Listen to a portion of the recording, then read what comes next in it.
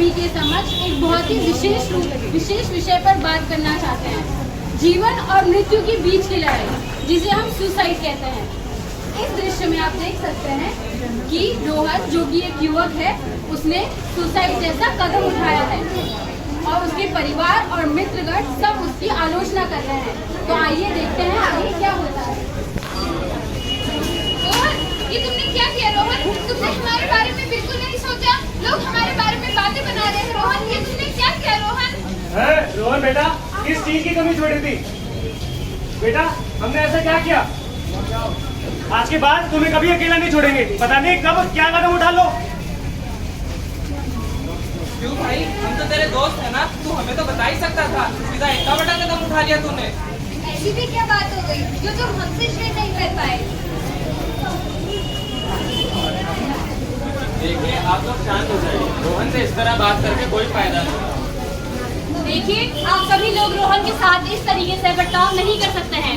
हम समझ रहे हैं कि आप सभी को रोहन की बहुत चिंता है, लेकिन जिस तरीके का व्यवहार आप रोहन के साथ कर रहे हैं, उससे उसकी मानसिक स्वास्थ्य पर और बुरा प्रभाव पड़ सकता है और रोहन की हालत और बिगड़ सकती है। आप लोग समझने की कोशिश कीजिए। रोहन से इस तरह बात करके कुछ नहीं होगा। रोहन ने ऐसा किसी को परेशान करने के लिए नहीं, बल्कि समय पर मदद ना मिलने की वजह से किया। इस समय रोहन को आप सभी के गुस्से की नहीं, बल्कि सहायता और सहयोग की जरूरत है।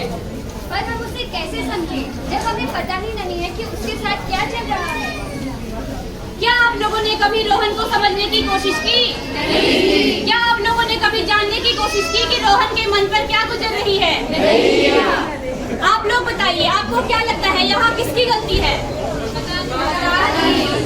तो चलिए आइए देखते हैं कब और कहाँ गलती हुई है। रोहन, आप बताइए, क्या आपने कभी अपने परिवार वालों को बताने की कोशिश की है कि आपके मन में क्या चल रहा है? मेरी बात सुनते? मैं किसको अपनी बात समझाता? यहाँ कोई सुनने वाला था ही नहीं। तो देखा आप लोगों ने कभी रोहन को समझा ही नहीं। तो चलिए आइए देखते हैं वो क्या लक्षण हो सकते हैं जिससे आप सभी को यह पता चलेगा कि आपका कोई प्रियजन मानसिक तनाव से गुजर रहा है और आत्महत्या जैसा बड़ा कदम उठाने की सोच रहा है। पहला कदम है मैं ना रहूं तो। पहला कदम है मैं ना रहूं तो यह सोचना कि अगर मैं ना होता तो सब कुछ कितना अच्छा होता। दूसरा, आत्महानि करना, उसको नुकसान पहुंचाने की ख्याल अपने मन में लाना या फिर कुछ ऐसे कदम उठाना जिससे उसको हानि हो सकती है। दूसरा, निराशा महसूस करना, दूसरों के साथ अपने आप को खुश ना महसूस कर पाना। रुचि खोना, यानी कि जिन कामों में उसको पहले अच्छा महसूस होता था, अब उनको उन कामों को करने में उससे अच्छा ना लगता। भूख में बदलाव, या तो अत्यधिक खाना या फिर बिल्कुल खाने का त्याग कर देना। सामाजिक दूरी महसूस करना, दूसरों के साथ अपने आप को अच्छा महसूस ना कर पाना। वसीयत लिखना, अपनी कीमती चीजें बांटना, ऐसी चीजें जिन चीजों से उसे बहुत ज्यादा लगाव था, उन चीजों को आमतौर पे इंसान बांटने लगता है।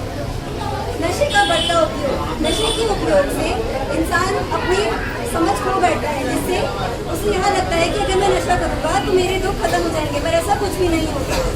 खुद को बहुत समझना, दूसरों के आगे बहुत ही ज़्यादा खुद को बहुत समझना और खुद को अपना खुद का उद्देश्य न होना चाहिए।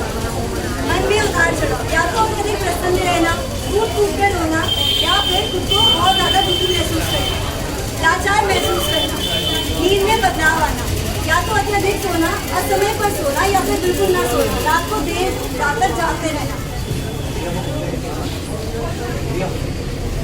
तो क्या अब आप लोगों को समझ में आया कि मानसिक तनाव के क्या लक्षण होते हैं? बताओ रोहन, तुम अभी क्या चाहते हो?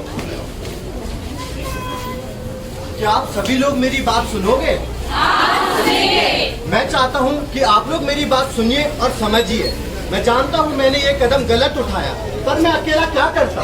पढ़ाई की टेंशन, परिवार की टेंशन, ये सब मेरे से अकेला नहीं हो रहा था। रोहन बेटा, हमें माफ करना, हम तुम्हारी बात समझ नहीं पाए। अब मैं और तुम्हारी माँ कोशिश करेंगे कि तुम्हारी बात सुने और अच्छे से समझे। आई एम सॉरी रोहन बेटा। रोहन बेटा तुम जल्दी से ठीक हो जाओ, फिर मैं घर जाके तुम्हारी पसंद का खाना बनाऊंगी। बताओ तुम्हें क्या खाना है? ठीक है बेटा। रोहन तुम जल्दी से ठीक हो जाओ, हम सभी लोग मिलकर तुम्हारे लिए एक वेलकम पार्टी रखेंगे।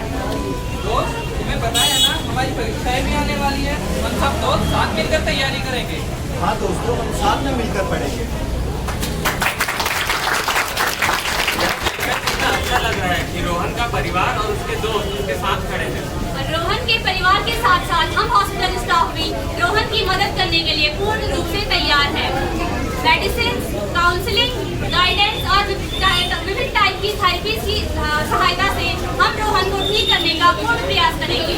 बताओ रोहन, तुम फॉलोअप और काउंसलिंग के लिए आओगे ना? हाँ डॉक्टर साहब, मैं जरूर आऊँगा।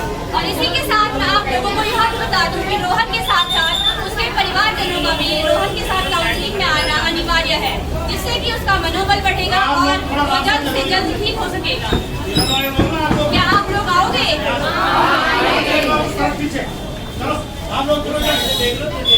तो देखा आप लोगों ने, अपनों के साथ और परिवार के सहयोग से एक व्यक्ति मानसिक तनाव से दूर रहकर एक खुशहाल जीवन व्यतीत कर सकता है। तो इसी संदेश के साथ हम संकल्प लेते हैं कि जीवन है अनमोल, इसे यूं ना गवाओ। जीवन है अनमोल, इसे यूं ना गवाओ। हर मुश्किल में हिम्मत से कदम बढ़ाओ। हर मुश्किल में हिम्मत से कदम बढ़ाओ। आप लोग भी मेरे साथ दोहरा सकते हैं, जीवन है अनमोल, इसे यूं ना गवाओ। जीवन है अनमोल, इसे यूं ना गवाओ। हर मुश्किल में हिम्मत से कदम बढ़ाओ। हर मुश्किल में हिम्मत से कदम बढ़ाओ। धन्यवाद। तो आइए जानते हैं कि आपने इस रोल प्ले से क्या सीखा। मैं आपसे कुछ प्रश्न पूछूंगी और जिसने भी उस प्रश्न का सही जवाब दिया या जवाब दिया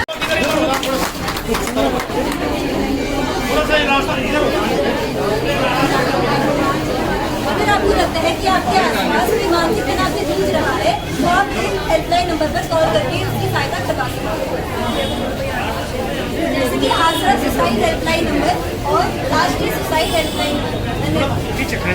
हो गया, हम खत्म।